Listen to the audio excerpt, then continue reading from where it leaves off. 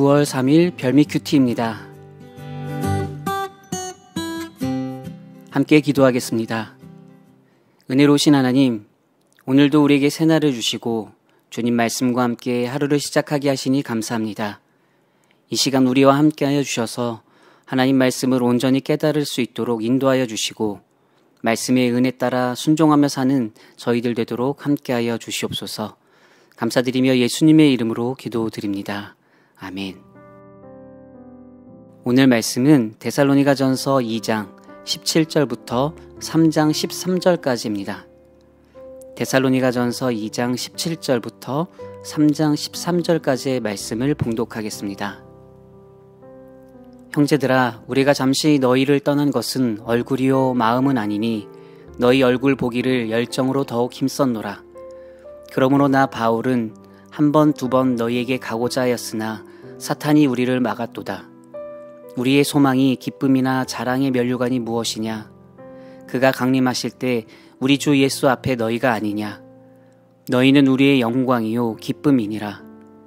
이러므로 우리가 참다 못하여 우리만 아덴에 머물기를 좋게 생각하고 우리 형제 곧 그리스도의 복음을 전하는 하나님의 일꾼인 디모데를 보내노니 이는 너희를 굳건하게 하고 너희 믿음에 대하여 위로함으로 아무도 이 여러 환난 중에 흔들리지 않게 하려 함이라. 우리가 이것을 위하여 세움 받은 줄을 너희가 친히 알리라. 우리가 너희와 함께 있을 때에 장차 받을 환난을 너희에게 미리 말하였는데 과연 그렇게 된 것을 너희가 아느니라. 이러므로 나도 참다 못하여 너희 믿음을 알기 위하여 그를 보내었노니 이는 혹 시험하는 자가 너희를 시험하여 우리 수고를 헛되게 할까 함이니 지금은 디모데가 너희에게로부터 와서 너희 믿음과 사랑의 기쁜 소식을 우리에게 전하고 또 너희가 항상 우리를 잘 생각하여 우리가 너희를 간절히 보고자 함과 같이 너희도 우리를 간절히 보고자 한다 하니 이러므로 형제들아, 우리가 모든 궁핍과 환난 가운데서 너희 믿음으로 말미암아 너희에게 위로를 받았노라. 그러므로 너희가 주 안에 굳게 선즉 우리가 이제는 살리라. 우리가 우리 하나님 앞에서 너희로 말미암아 모든 기쁨으로 기뻐하니 너희를 위하여 능히 어떠한 감사로 하나님께 보답할까? 주야로 심히 간구함은 너희 얼굴을 보고 너희 믿음이 부족한 것을 보충하게 하려 함이라.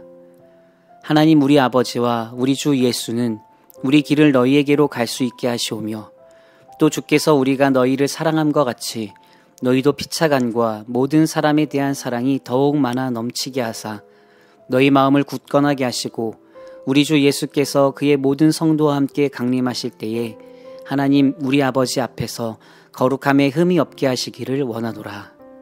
아멘. 여러분, 우리가 인생을 살다 보면 사랑하는 사람과 어쩔 수 없이 헤어지게 되는 경험을 할 때가 있습니다. 일 때문에 잠시 떨어져 지내게 되거나 유학이나 해외 출장 등으로 잠시 멀어지게 되거나 아니면 사랑하는 사람이 먼저 하나님 품에 안겨서 주님 나라에서 다시 만나게 될 때까지 헤어지게 되는 경우도 있습니다.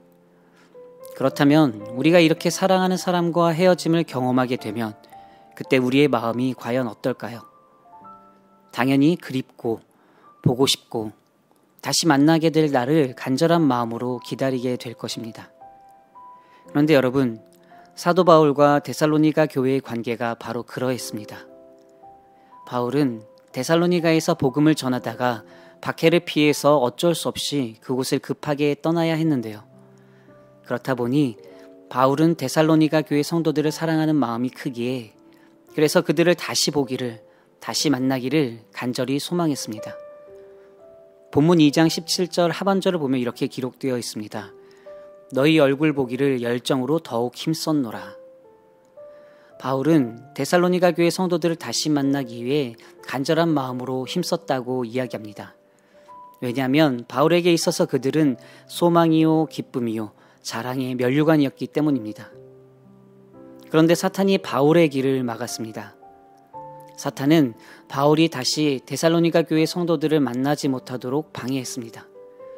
그래서 바울은 자신이 데살로니가에 직접 갈 수 없기에 사랑하는 동역자 디모데를 그들에게 보냈습니다.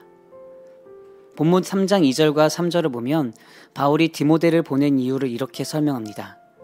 너희를 굳건하게 하고 너희 믿음에 대하여 위로함으로 아무도 이 여러 환난 중에 흔들리지 않게 하려 함이라. 바울은 자신이 그곳을 떠난 후에 사랑하는 성도들이 환난과 핍박으로 인해 믿음이 흔들리게 될까봐 걱정했습니다. 마치 고생해서 키운 농작물이 태풍에 쓰러지게 되는 것은 아닌지 노심초사하는 농부의 마음처럼 말이죠. 바울은 데살로니가 교회의 성도들이 믿음 안에 굳건하게 서기를 간절하게 바랐습니다.